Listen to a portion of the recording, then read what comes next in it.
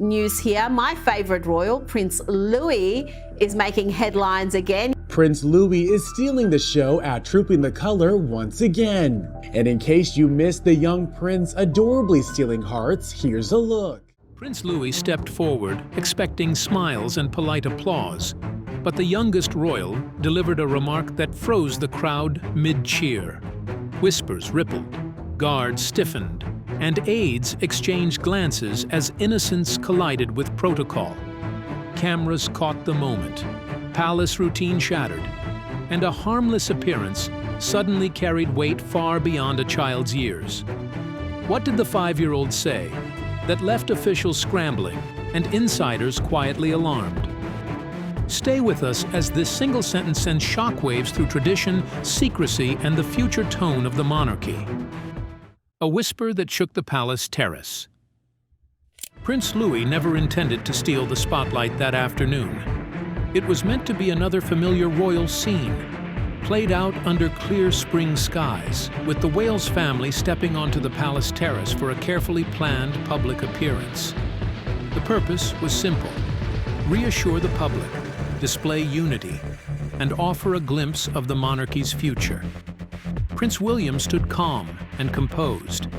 Catherine moved with her usual poise.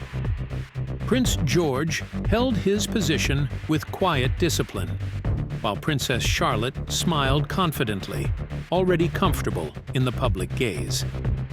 And then there was Prince Louis, energetic, curious, and visibly delighted by the sea of flags and cheering faces before him.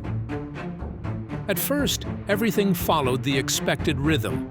The crowd waved, cameras clicked. The palace guards remained statuesque along the perimeter. Yet those closest to the family sensed a subtle shift. Louis, instead of remaining in place, seemed distracted. His attention drifted beyond the crowd and toward the guards lining the edge of the red carpet. With the unfiltered confidence only a child possesses, he tugged gently away from his aide and took a few steps forward. What happened next lasted only seconds, but its impact rippled instantly. Prince Louis leaned toward one of the guards and whispered something too quiet for the crowd to hear. The guard bent slightly, listening. Then just as quickly, the young prince spoke again, this time clearly enough for nearby aides to catch fragments. The guard's reaction was immediate and unmistakable. His jaw tightened, his shoulders squared, his eyes shifted sharply toward a senior palace aide standing nearby. Almost at once, another guard raised a hand to his communication device. The public remained unaware, still cheering and smiling. But behind the scenes, the atmosphere changed. Movements that had been fluid became sharp and purposeful. The carefully rehearsed spacing of the royal detail subtly rearranged. Calm was replaced with quiet urgency. Princess Catherine noticed instantly. She moved toward her son with controlled speed, placing a reassuring yet firm hand on his shoulder. For a brief moment, her composed expression slipped, revealing concern before it was quickly masked. She spoke softly to Louis, guiding him back into position. Across the terrace, Prince William caught the exchange. He gave a brief nod. No words, but clear understanding. Witnesses later described the tension as palpable. What had moments earlier felt light and celebratory now carried an edge. Within minutes, a decision was made. The appearance was cut short, ending nearly 5 minutes ahead of schedule. The departure sequence changed. The motorcade moved faster than planned, and the security presence doubled as the family left the scene and headed back toward the palace. Officially, nothing was said. Publicly, the moment passed as just another royal appearance. But inside the palace walls, questions lingered. What could a 5-year-old have said to trigger such a swift, coordinated response? And why did that single sentence, spoken by the youngest royal, unsettle a system built on centuries of control, silence, and tradition? So, what exactly did Prince Louis say that rattled centuries of royal protocol? And could a child really unveil secrets the palace hoped remained hidden? Keep watching. The sentence that refused to stay small The transition from public smiles to private concern happened the moment Prince Louis was guided back inside the palace. What unfolded next was never meant for cameras or crowds, yet it carried far more weight than the brief exchange on the terrace. Inside the quieter inner chambers, aides expected the tension to dissolve, assuming the child's words would fade into harmless confusion. That assumption vanished almost instantly. As protocol demanded, a gentle debrief began. A soft-spoken aide, specially trained to speak with children under pressure, knelt beside Prince Louis and calmly asked him to repeat what he had said to the guard outside. There was no hesitation, no nervous laughter, no playful distraction. Louis looked up, steady and certain, and repeated the sentence slowly, each word clear. The room fell silent in a way that felt heavy rather than calm. Catherine stood just a few steps away. As the words settled, the color drained from her face. Her reaction wasn't panic, it was recognition. Those closest to her noticed it instantly. The sharp inhale, the frozen posture, the look that suggested she had heard something she never expected to hear spoken aloud, especially not by her youngest child. Without drawing attention, she excused herself and left the room, her silence louder than any question. What Prince Louis had said was not random. According to palace insiders, the phrase echoed language buried deep within a highly classified royal intelligence briefing, a document so restricted that only a small circle within palace security had ever seen it. The similarity was precise enough to raise immediate concern. This was not treated as a child repeating something overheard casually. The response was swift and unusually serious. Within minutes, the chief of palace security initiated a confidential protocol. The palace's internal alert level was quietly raised to Tier 31, one step below full lockdown. This level was never activated for misunderstandings or innocent remarks. It was reserved for moments when patterns, not incidents, began to align. Behind the scenes, operations shifted without public notice. Guard patrols were subtly rerouted. Private communication lines were secured and monitored. Senior surveillance analysts were called in to review internal logs from the previous 48 hours, combing through access records, maintenance schedules, and camera feeds. Every movement within the palace walls was reconsidered.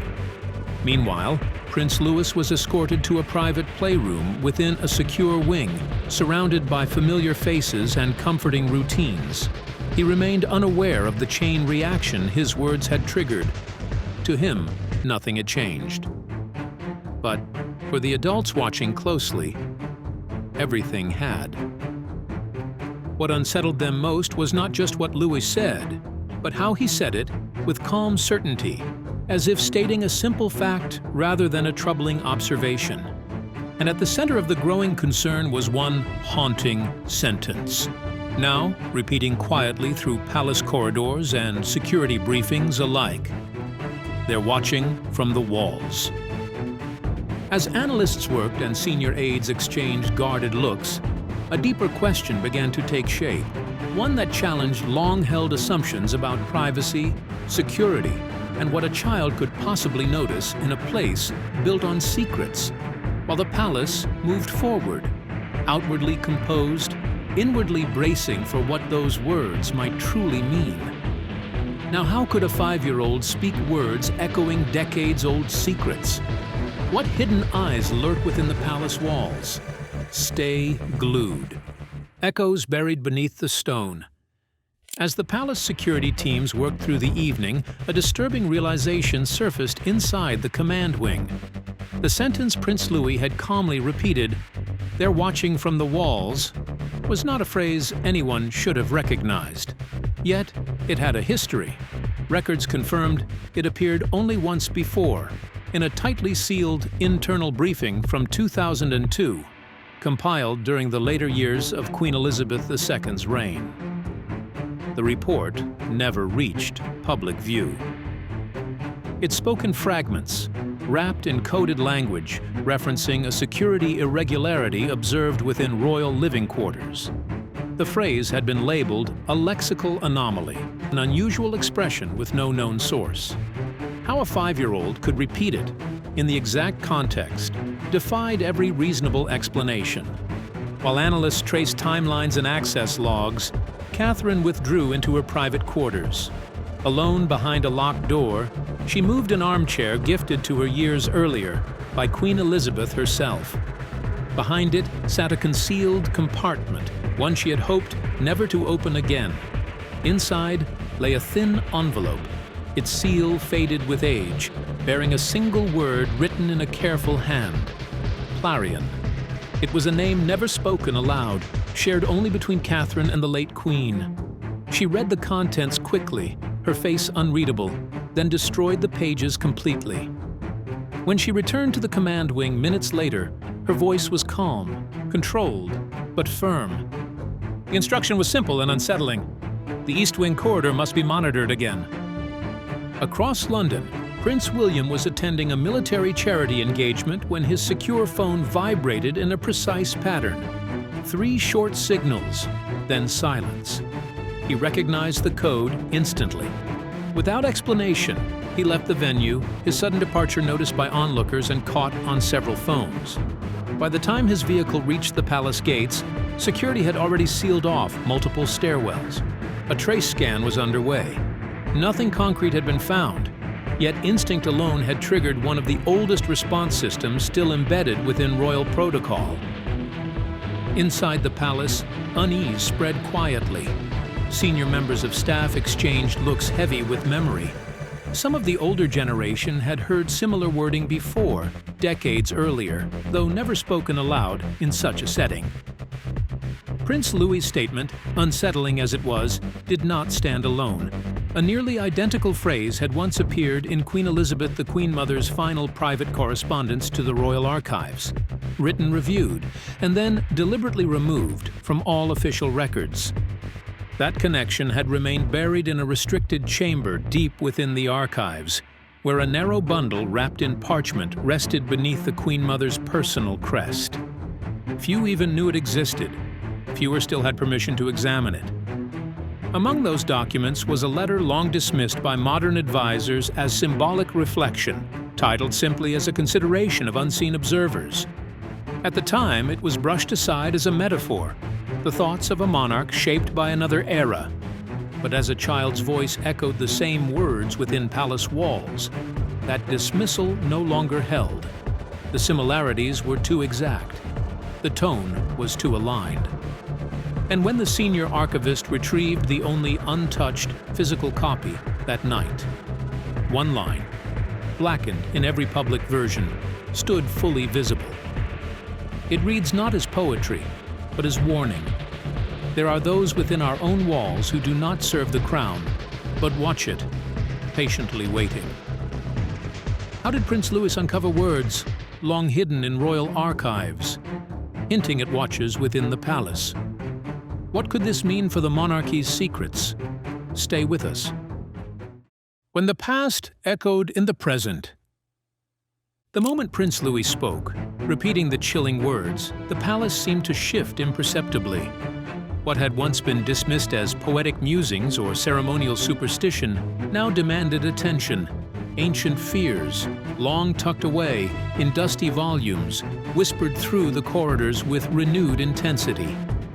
The archives team, shaken and uncertain, prepared a sealed memorandum for Lord Chamberlain, bypassing the usual bureaucratic steps.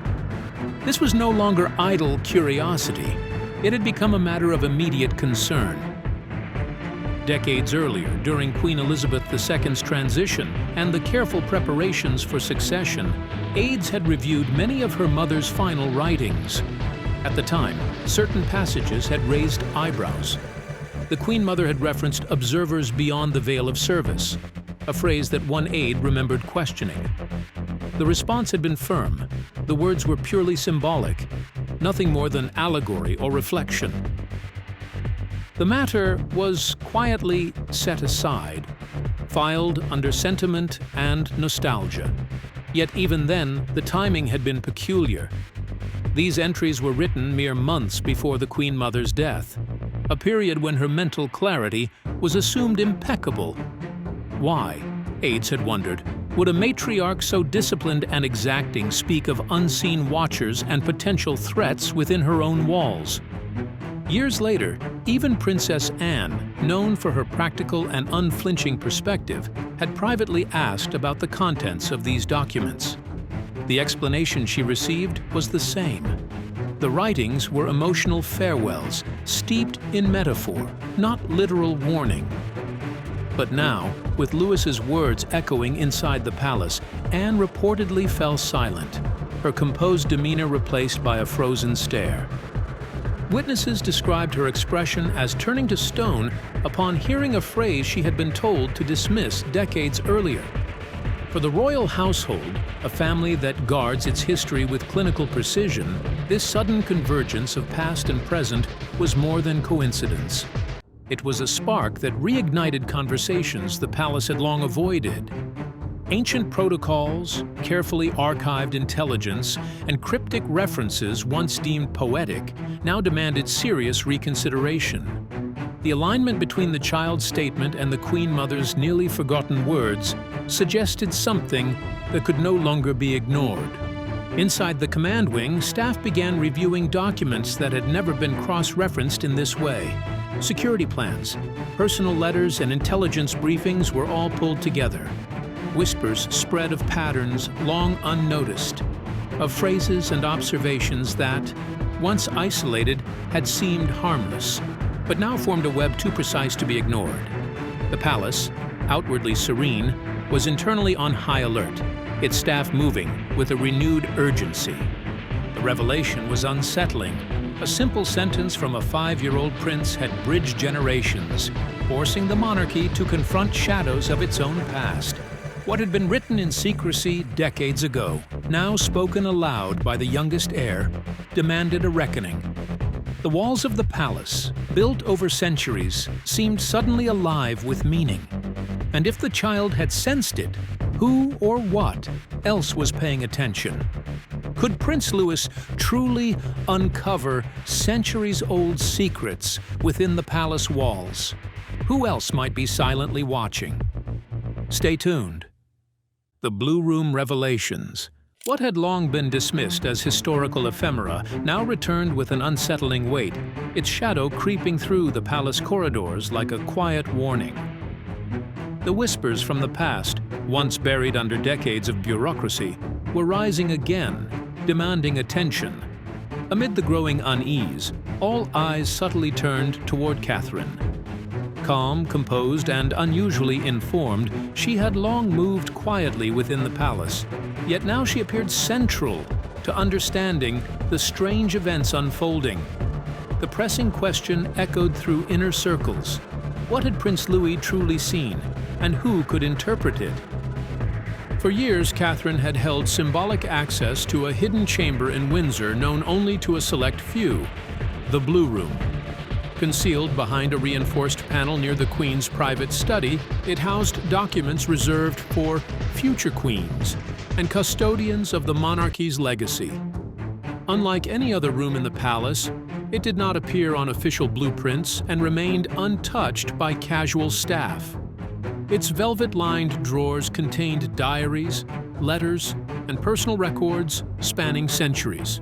Among them, Catherine had recently discovered a set of Queen Victoria's personal diaries, preserved in a stitched leather case marked with the initials 5th. One particular entry from 1852 drew Catherine's immediate attention. In it, Queen Victoria recounted an incident with her youngest son at the time. The child had uttered words he could not have learned, referencing unseen watchers and shadows moving through the East Wing at night. Victoria, meticulous and composed, recorded the episode not with fear, but as a formal note of disturbance, emphasizing the child's silence for days afterward. She described herself as unsettled to her core, noting the words with precise phrasing. He is not unlike one that shall come, one who shall speak again what was never taught. The resemblance to Louie's calm yet eerily precise statements was undeniable.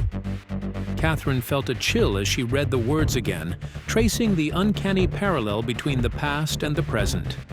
The phrasing, the timing, and even the child's composure mirrored the very moment that had left palace security on edge just hours before. Though she had mentioned fragments of these findings to Prince William in passing, she had deliberately withheld the full depth of the discovery. The concern was too extraordinary to voice openly, and she feared being dismissed as paranoid, or worse, superstitious. But now, with her own son repeating nearly identical phrases, the historical records could no longer be ignored. One line, in particular, seized her attention. Victoria meticulously recorded the child's location during the episode. It matched the areas in the palace now under renewed scrutiny, including the East Wing corridors recently monitored after Louis's public declaration. The past and present were colliding in a way that suggested a pattern, one that demanded recognition. Catherine, once viewed largely as a figure of elegance and composure, was quietly emerging as the key to decoding a mystery stretching back centuries. Every detail, from her careful study of the diaries to her deliberate restraint in sharing information, hinted that she understood the gravity of what her son might have been exposed to. And as the palace walls seemed to hold their own secrets once more, one undeniable thought began to settle. History was repeating itself, and Prince Louis had become the youngest link in a chain that had lain dormant for generations. So what secrets has Catherine uncovered? And could Prince Louis unknowingly be revealing a hidden truth the palace has guarded for centuries? Keep watching. When silence became the loudest signal. Just as palace officials believed they had contained the growing tension, control slipped in a way no security protocol could reverse. An anonymous whistleblower from within the guard ranks leaked a classified incident report to a tabloid, and the fallout was immediate. The story detonated across media platforms with stunning force. Headlines screamed that Prince Louis had repeated language drawn from a royal security file, sending the palace into panic. Public fascination surged. The crown found itself cornered, and for the first time in more than a decade, there was no official statement to calm the storm. The leaked material arrived just after midnight in the editorial inbox of the Evening Ledger. It came from an untraceable source, an encrypted file stripped of identifying metadata. Editors were cautious. Claims involving the royal family demanded certainty, not speculation. For hours, the paper's investigative team worked quietly, verifying phrasing, cross-checking terminology, and consulting trusted sources. What shifted skepticism into urgency was confirmation from a former palace employee turned informant. According to him, the language in the document aligned precisely with an internal operation known only to a narrow circle as Obsidian Key. Once that confirmation landed, the decision was made. By morning, the headline dominated global news feeds. At the center of the storm were the same words spoken innocently by a 5-year-old. "They're watching from the walls." The article claimed the phrase was not just unsettling, but structurally identical to coded language used in classified scenario briefings known as Omega protocols, circulated between 1997 and 1999. A partially redacted memo, allegedly lifted from an internal debrief, suggested Prince Louis's wording matched pre-established alert terminology used during high-level threat simulations. To the general public, it sounded impossible. To those familiar with royal defense systems, it was catastrophic. The palace response was calculated silence. No denial, no clarification, no reassurance. That silence, deliberate and unbroken, only intensified the frenzy. Commentators questioned how a child could repeat language buried in restricted intelligence files. Analysts asked why the palace had not immediately dismissed the claims as fabricated. Others wondered who could have exposed Prince Louis to such phrasing, and why language dormant for decades had suddenly resurfaced through him. Behind the scenes, pressure mounted. By mid-morning, 2 senior guards stationed at Windsor during the original incident were summoned for questioning. The inquiries were conducted quietly, but word spread quickly within royal circles. Days later, one of those guards resigned without explanation. His departure followed protocol on paper, yet the timing spoke volumes. To seasoned observers, it signaled a fracture. Something within the palace structure had shifted. Speculation deepened. Was the leak an act of conscience or a warning? Had internal divisions finally surfaced? The coincidence was impossible to ignore. A child's words, centuries-old documents, long-dormant security language, and now a breach from within the guard itself. Each element alone could be dismissed. Together, they formed a pattern too precise to overlook. As the media storm raged and the palace held its silence, one reality became clear to those watching closely. This was no longer about a single remark made in public. Something beneath the surface of the monarchy, carefully maintained, rigidly controlled, had begun to crack, and once fractured, it was revealing layers few were meant to see. As the palace walls hid whispers of the past, could Prince Louis's words truly expose a secret long buried? What do you think? The royal family on edge. Secrets, scandals, and a child's words. By the morning following the leak, the palace was a place of silent urgency. Inside Windsor and Kensington, aides moved with a precision born of decades of protocol, yet their gestures were tense, edges sharper than usual. Prince Louis, whose playful energy had once been the centerpiece of public appearances, was quietly withdrawn from all scheduled events, his presence deliberately minimized. Catherine remained almost entirely out of sight, her days filled with private consultations, document reviews, and the subtle monitoring of security reports. The Wales household was no longer responding to external attention alone. They were bracing against an internal storm, one that threatened the carefully maintained balance of the monarchy itself. The media frenzy had escalated beyond anyone's expectations. Late-night tabloids, international news networks, and online forums churned with speculation. Headlines screamed, "Prince Louis repeats classified code," "Palace in panic," and "They're watching from the walls. Royal security breach?" The public, captivated by the drama, debated fiercely. Was the youngest prince an innocent caught in layers of secrecy, or was there something deeper at play?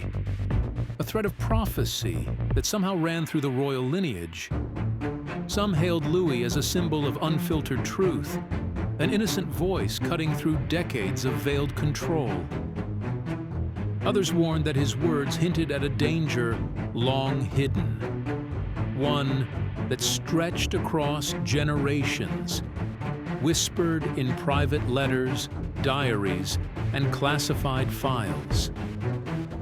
Within the palace, tensions extended beyond the staff and the security teams.